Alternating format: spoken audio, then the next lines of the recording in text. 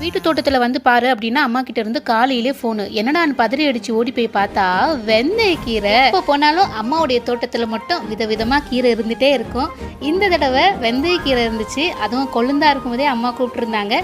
டக்குன்னு போய் ஆசை தீர எவ்வளோ வேணுமோ அவ்வளோ பறிச்சாச்சு. ஒரு பாட்டில் சும்மா வெந்தயத்தை போட்டு வச்சாலே போதும், நமக்கு பிடிச்சா இப்படி வெந்தய கீரை கிடைச்சிடும்.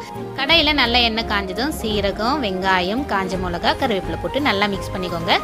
வெங்காயம் நல்லா வெந்ததும் 2 கைப்பிடி அளவு முட்டைக்கோசு, அது வேகிறதுக்காக கொஞ்சமாக உப்பு, கொஞ்சமாக மஞ்சள் போட்டு ஒரு 5 நிமிஷம் மீடியம் ஃப்ளேமில் வேகட்டும். காய் ஓரளவுக்கு வெந்ததும் நம்ம குட்டி குட்டிஸாக வெட்டி வச்சிருக்கிற இந்த வெந்தய கொழுந்தை ஆட் பண்ணி தண்ணி நல்லா சுண்டி வர வரைக்கும் மிக்ஸ் பண்ணிக்கோங்க.